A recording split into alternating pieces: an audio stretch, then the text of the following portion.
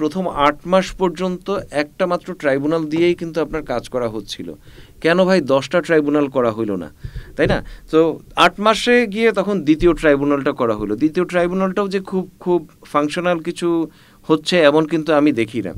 Definitely আছে যে সরকারের মধ্যে বেশিরভাগ লোকজন আসলে এনজিও, নন পার্টিজান ব্যাকগ্রাউন্ডের, যে কারণে তারা বাংলাদেশের মানুষকে যেরকমভাবে দেখে, প্রশাসন প্রতিষ্ঠানগুলোকে যেরকমভাবে দেখে, বাস্তবিক জায়গাগুলো হয়তো সেই রকম আসলে না। 11 মাসে গণহত্যার বিচার দৃশ্যমান হয়নি, কারণ কি বলে মনে করেন?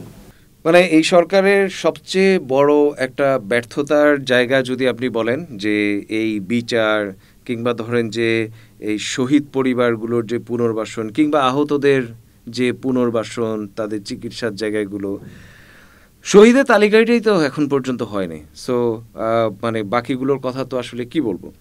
কিন্তু আমি যেহেতু এই মানে এদের সঙ্গে খুব ক্লোজলি বোঝার চেষ্টা করি, দেখার চেষ্টা করি, আমি ডেলিভারেটলি মনে করি যে বিচারের ব্যাপারে সরকারের আন্তরিকতা বা সরকারের ক্যাপাসিটি কতটুক শুরু থেকেই এটা নিয়ে একটা বড় ধরনের প্রশ্ন ছিল, এবং এইটার ফলাফল আমরা আসলে এখন হাতে নাতে পাচ্ছি। আপনি দেখবেন যে একটা মাত্র ট্রাইব্যুনাল দিয়ে, আমার ধারণা প্রথম ৮ মাস পর্যন্ত একটা মাত্র ট্রাইব্যুনাল দিয়েই কিন্তু আপনার কাজ করা হচ্ছিল। কেন ভাই ১০টা ট্রাইব্যুনাল করা হইলো না? তাই না? তো ৮ মাসে গিয়ে তখন দ্বিতীয় ট্রাইব্যুনালটা করা হলো। দ্বিতীয় ট্রাইব্যুনালটাও যে খুব ফাংশনাল কিছু হচ্ছে এমন কিন্তু আমি দেখি না। তো এইটা কি তাদের মানে ইন্টেনশনাল আমি বলবো না, আমি এখন পর্যন্ত সরকারের ইন্টেনশন নিয়ে প্রশ্ন তুলতে চাই না, কিন্তু আমি ডেলিভারিটলি তা মনেই করি যে তার ক্যাপাসিটি, তার মানে এটা কতটুকু সিরিয়াস একটা বিষয়, এই জিনিসগুলো বুঝতে পারার এক ধরনের সীমাবদ্ধতা ডেফিনেটলি আছে। ডেফিনেটলি আছে যে সরকারের মধ্যে বেশিরভাগ লোকজন আসলে এনজিও, নন পার্টিজান ব্যাকগ্রাউন্ডের, যে কারণে তারা বাংলাদেশের মানুষকে যেরকমভাবে দেখে, প্রশাসন প্রতিষ্ঠানগুলোকে যেরকমভাবে দেখে, বাস্তবিক জায়গাগুলো হয়তো সেই রকম আসলে না। তো আমার কাছে মনে হয় যে এই সকল সীমাবদ্ধতার মধ্যে আমরা বিচারের জায়গাটা একটা সিরিয়াস একটা মানে ড্রব্যাকের মধ্যে আছি। আমাদের দল থেকে আমরা শুরুর দিকে বলছিলাম যে এইটাকে আপনার, যেহেতু আপনি জানবেন যে ইউএন থেকে বেশ কিছু তথ্য প্রমাণ কিন্তু সংগ্রহ করা হয়েছিল, বেশ কিছু ডকুমেন্ট তৈরি করা হয়েছিল, রিপোর্ট করা হয়েছিল, আমরা সেই জন্য বলছিলাম যে এইটা আসলে ইউএনের যে আন্তর্জাতিক যে আপনার কি বলে এটাকে এই ধরনের অপরাধগুলোর যে আদালতটা, ইন্টারন্যাশনাল ক্রিমিনাল কোর্ট বোধহয় সম্ভবত বলে, এই কোর্টের মাধ্যমে নিয়ে গেলে আপনি নিশ্চিত থাকতেন যে এই বিচারটা আনবায়াসড হতো। হয়তো বিচারটা অনেক সময় লাগতো, ইভেন ২০ বছরও লেগে যেতে পারে, কিন্তু আপনি এটা বিচারটা নিয়ে আর কোনো প্রশ্ন আসতো না, এক।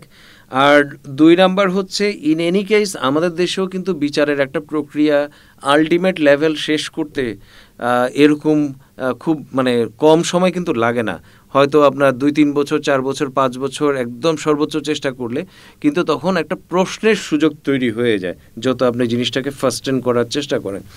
সো এইসব কারণে আসলে আমাদের কাছে মনে হয়েছিল যে একটা পার্ট হচ্ছে যে ট্রুথ অ্যান্ড রিকনসিলিয়েশন একটা কমিশন করে, যারা ধরেন যে সেই অর্থে বড় ধরনের আপনার অপরাধগুলো কিংবা ধরেন যে ফৌজদারি অপরাধগুলোর সঙ্গে জড়িত না, তাদেরকে এক ধরনের রিহ্যাবিলিটেশন করা, রিকনসিলিয়েশন করে ফেলা, এবং সেইখানকার ইনফরমেশন এবং এই যে ইউএনের যে ইনফরমেশন রিপোর্ট, এগুলোর উপর ভিত্তি করে যদি আসলে মূল ধরেন যে কথার কথা ১,০০০ অন্তত ১০০ লোকের যদি আপনি বিচারটা নিশ্চিত করতে পারতেন ইউএনের এই কমিশনের মাধ্যমে, ইন্টারন্যাশনাল যে ক্রিমিনাল কোর্ট সেটার মাধ্যমে, আইসিসি, আমার মনে হয় যে আমাদের দল থেকে আমরা এটাকেই প্রপোজ করছিলাম, তাদেরকে এটা নিয়ে বারবার বলছিলাম, এবং আমি এখনও মনে করি যে এইটাই হচ্ছে যে আসলে সবচেয়ে ভালো উপায়। এই প্রশ্ন ছিল যে এইখানে আপনার ২টা প্রশ্ন ছিল, এক হচ্ছে যে সেখানে অনেক বেশি সময় লাগে, ইন এনি কেস আমাদের দেশেও সময় বেশিই লাগবে। আরেকটা প্রশ্ন ছিল যে সেখানে আপনার ক্যাপিটাল পানিশমেন্ট নাই। আমি ব্যক্তিগতভাবে ক্যাপিটাল পানিশমেন্টের বিপক্ষে, ফাঁসির বিপক্ষে, কিন্তু ধরেন যে বাংলাদেশে যদি এই বিচারটা সম্পূর্ণ হয়, আমি ডেফিনেটলি চাইবো যে হাসিনা সহ প্রধান ১০০-১,০০০ জনের অন্তত ফাঁসি হোক, কিন্তু ধরেন যে ইউএন এর মাধ্যমে যদি আইসিসির মাধ্যমে যদি বিচার হয় সেক্ষেত্রে সাজার মাত্রা অনেক কম থাকে। তবু আমার কাছে মনে হয় যেন ওইটা হইলে আমাদের ধরেন যে দীর্ঘমেয়াদে জাতির ইতিহাসের জন্য, কারণ আপনি তো আসলে 20 বছর নিয়ে চিন্তা করবেন না, আপনি তো 500 বছরের চিন্তাটা আপনার মাথার মধ্যে একরকম রাখতে হবে। জাতির ইতিহাসের জন্য আসলে ওই জিনিসটা খুব গুরুত্বপূর্ণ কাজ হতো একটা। অন্তর্বর্তী সরকারের 11 মাসের রিজার্ভ বেড়েছে, এটাকে কিভাবে দেখছেন? নিশ্চয়ই, দেখেন বাংলাদেশ এমন একটা দেশ, আপনার ধরেন যে এখানে আপনি ধরেন যে নরওয়ের কথা যদি আমি বলি, আমি বেশ কিছু দিন আমি আসলে নরওয়েতে চাকরি করছি। ওইখানে ধরেন যে আপনার শীতকালে হচ্ছে -30 ডিগ্রি, -40 ডিগ্রি, মানে একটা যে গাছপালা শস্য এগুলো পালার জন্য এরকম থাকে হচ্ছে বছরের প্রায় 10 মাস। তো ওইখানে ধরেন যে আবার ধরেন যে অস্ট্রেলিয়ার কথা যদি আপনি চিন্তা করেন, যে অস্ট্রেলিয়ার আপনার মাঝখানের অন্তত 95% জায়গা হচ্ছে যে মরুভূমি, মাত্র 5% জায়গা হচ্ছে মানুষ বসবাসের উপযোগী। তো তাদের জন্য ধরেন যে গাছপালা পালা বা গাছপালা বড় করাটা একটা বড় কঠিন কাজ। ওইখানে একটা গাছ মানে বড় করতে এর পিছনে প্রচুর টাকা খরচ করতে, অনেক যত্নপাতি বিষয় আছে। আমাদের এখানে কি, আমাদের এখানে ধরেন যে একটা জায়গায় কাক পায়খানা করলো, ওইটা থেকে একটা গাছ হয়ে যেতে পারে। আমরা দেখি যে বিল্ডিংয়ের ফাঁকে একটা বট গাছ হয়ে গেছে, তাই না? একটা চিপা পাইছে, ওখানে একটা গাছ হয়ে যায়। মানে এখানে গাছ হওয়ার জন্য আমাদের এখানে কোনো ধরনের ইফোর্ট দিতে হয় না। শুধুমাত্র আপনি যদি একটা জায়গা ধরেন যে 2 বছর না যান, ওই জায়গাটা জঙ্গল হয়ে যায়, তাই না? তো এই যে আমাদের একটা উর্বর, পৃথিবীর সবচেয়ে উর্বর জায়গাগুলোর একটা হচ্ছে আমাদের দেশ। মানে শস্য উৎপাদনের জন্য এত মিনিমাম খরচ, এত উর্বর জায়গা তো আর কোনো দেশে আসলে পাবেন না, আপনি খুব বেশি দেশে আসলে পাবেন না। আমাদের আবার যদি দেখেন যে প্রধান রেমিটেন্সের একটা জায়গা হচ্ছে যে আমাদের লেবাররা, আমাদের যে এক্সপেট, বিদেশে যে আমাদের প্রবাসী শ্রমিকরা, এবং এই শ্রমিকদের পেছনে দেখবেন যে রাষ্ট্রের বিনিয়োগ প্রায় শূন্য। মানে এদেরকে কোনো পড়াশোনা করানো, ফ্যাসিলিটিস দেওয়া, মানে যখনই সে বলে যে আমি বিদেশ যাব, এটা যখনই সে ভাবে, পাসপোর্ট থেকে শুরু করে কোনো জায়গা নেই যেখানে আসলে তাদেরকে শোষণ করা হয় না। মানে সব জায়গায় তাদের থেকে ঘুষ দুর্নীতির মাধ্যমে তাদেরকে আসলে শোষণ করা হয়। এই ছেলেরা যখন বিদেশে যায়, মানে যার পিছনে রাষ্ট্রের ধরেন যে মিনিমাম টু নো ইনভেস্টমেন্ট, সে ধরেন যে আমাদের জন্য প্রতি বছর আপনার অন্তত 20 থেকে 30 বিলিয়ন ডলার পাঠায় হচ্ছে আপনার ব্যাংকিং চ্যানেলের মাধ্যমে, এবং আরও 20 থেকে 30 বিলিয়ন ডলার পাঠায় হচ্ছে ব্যাংকিং চ্যানেলের বাইরে বিভিন্নভাবে। এই যে মনে করেন যে 0 to no ইনভেস্টমেন্টের থেকে যে এত বেনিফিট যে দেশটা পায়, এই দেশটা যদি শুধুমাত্র যদি টাকা পাচারটা যদি আমরা বন্ধ করতে পারতাম, আমাদের তো প্রতি বছর আপনার 100 বিলিয়ন ডলারেরও বেশি আমাদের আসলে প্রবৃদ্ধি হতো, সম্পদযুক্ত হইতো, আরও বেশি আসলে সম্পদযুক্ত হইতো। কিন্তু আমরা ধরেন যে আমাদের এই দেশ থেকে টাকা পাচার আমরা কোনো সময় বন্ধ করতে পারি নাই। এখনও হয়তো টু সাম এক্সটেন্ট হয়তো কিছুটা হয়তো কমছে, কিন্তু বন্ধ হয়েছে এরকম না।